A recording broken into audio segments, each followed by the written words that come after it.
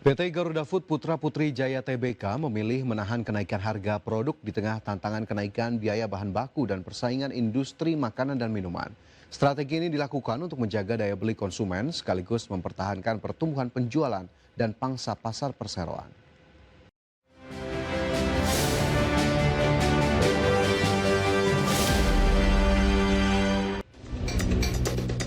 Persero belum berencana melakukan penyesuaian harga secara luas meski menghadapi tekanan kenaikan biaya produksi.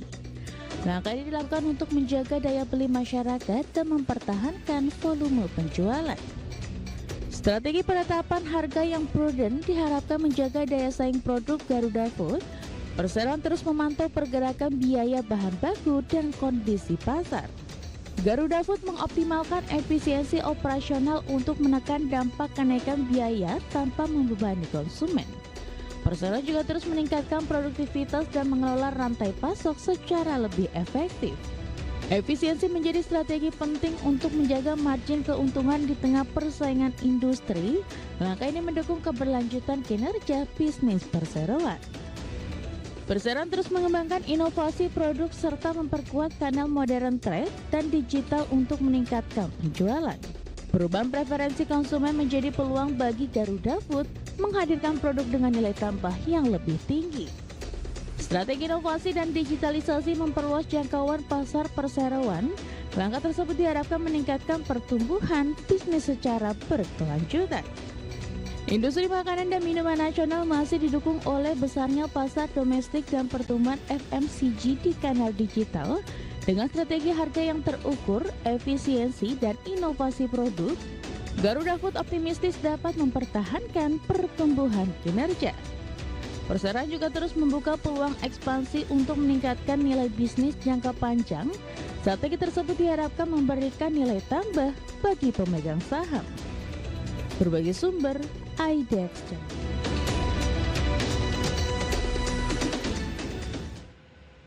PT Astra International Tbk diperkirakan mampu mempertahankan kinerja positif seiring pemulihan pasar otomotif nasional pada semester pertama 2026. Meningkatnya penjualan kendaraan dan kuatnya pangsa pasar menjadi faktor penting yang mendukung prospek bisnis perseroan hingga akhir tahun. Pemulihan pasar otomotif nasional menjadi pendorong utama kinerja bisnis Astra pada paruh pertama tahun ini. Penjualan mobil nasional menunjukkan pertumbuhan seiring meningkatnya permintaan masyarakat. Kondisi ini memberikan dukungan positif bagi bisnis otomotif perseroan. Pemulihan pasar diharapkan berlanjut hingga akhir tahun.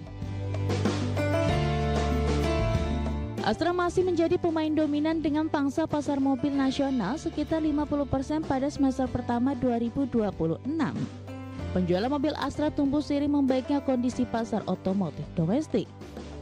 Dominasi tersebut menjadi modal penting dalam menjaga pertumbuhan pendapatan perseroan. Posisi pasar yang kuat memberikan keunggulan di tengah persaingan industri. Meski pasar mulai pulih, Astra masih menghadapi persaingan dari merek global termasuk produsen kendaraan listrik. Persero terus memperkuat portofolio produk dan jaringan distribusi untuk menjaga daya saing. Strategi tersebut diharapkan mampu mempertahankan pangsa pasar dan profitabilitas. Efisiensi operasional juga menjadi fokus perseroan. Analis menilai prospek Astra masih menarik ditopang pemulihan pasar otomotif dan kinerja bisnis yang solid. Pertumbuhan penjualan kendaraan diharapkan memberikan kontribusi positif terhadap kinerja keuangan perseroan. Diversifikasi bisnis Astra juga menjadi penopang di tengah dinamika industri. Perseroan dinilai masih memiliki peluang pertumbuhan jangka panjang. Berbagai sumber, IDEX Channel.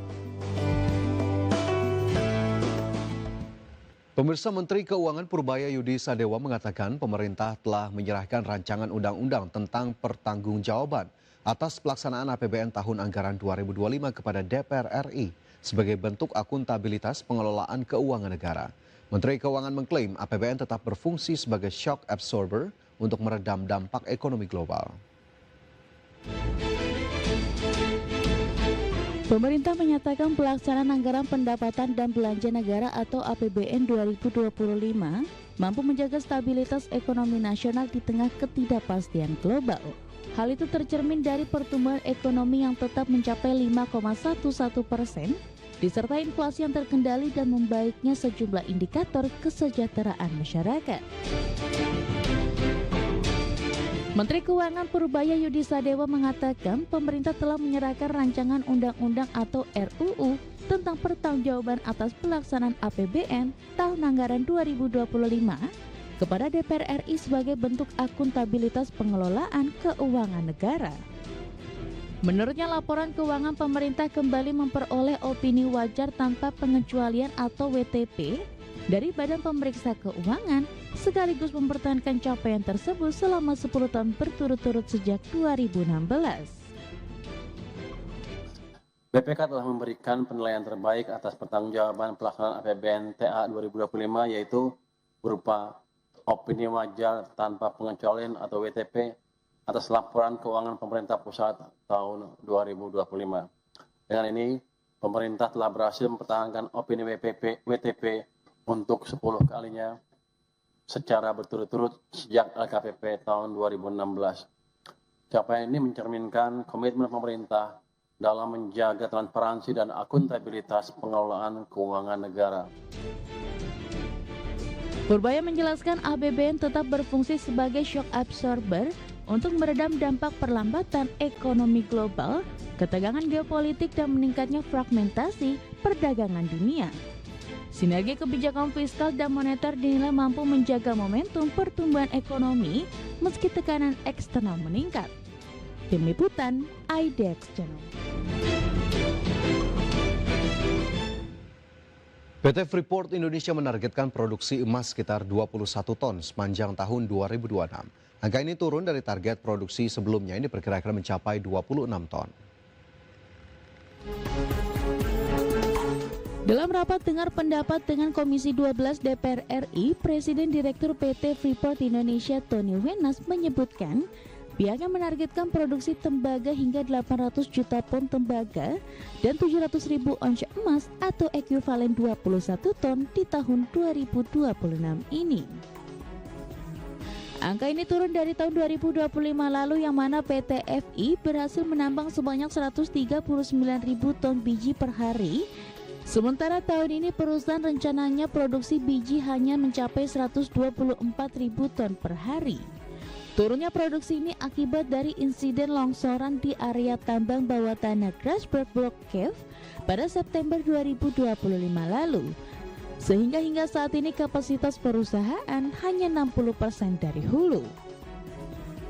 Meski demikian, pihaknya menargetkan peningkatan produksi pada tahun 2027 dengan target produksi biji mencapai 170.000 ton, kemudian naik menjadi 208.000 ton pada 2028 hingga menyentuh level 226.000 ton per hari pada 2029.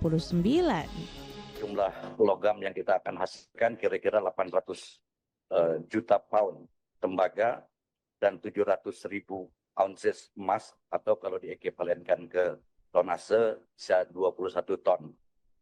Selanjutnya kalau kita kembali ke 2027 yang sebelah kiri ke 2028, kita bisa lihat di sini peningkatan produksi biji per harinya, rata-rata per hari meningkat ke 170.000 ton, kemudian tahun berikutnya ke 208.000 ton per hari, tahun 2029 sudah mencapai 226.000 ton per hari.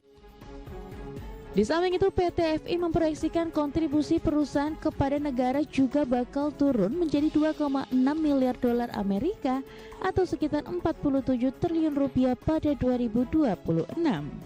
Nilai ini sekitar 40% lebih rendah dibandingkan realisasi 2025 yang mencapai hampir 78 triliun rupiah. Dari Jakarta, Ade Firmansyah, IDEX Channel.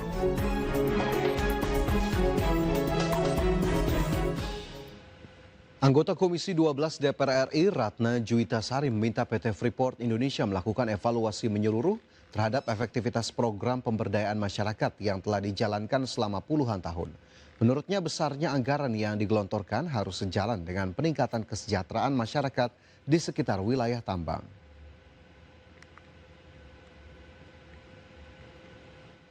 Ratna menilai program pemberdayaan masyarakat yang telah berlangsung selama puluhan tahun perlu dievaluasi secara mendalam.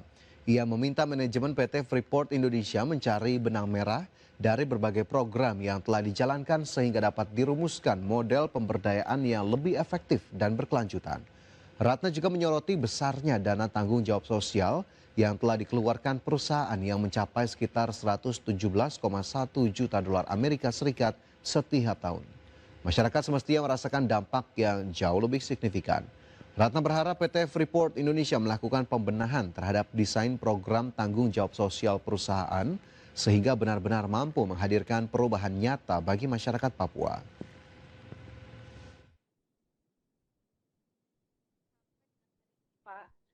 Kenapa program-program tersebut belum bisa meningkatkan kesejahteraan secara kolektif gitu loh Pak. Ini kan udah terjadi selama berpuluh tahun. Berarti selama berpuluh tahun itu Freeport juga sudah berbuat gitu. Mungkin perlu dicari Pak Dirut, Pak Tony, apa yang menjadi benang merah yang bisa kita gunakan sebagai clue program-program ini itu bisa berkelanjutan gitu Pak.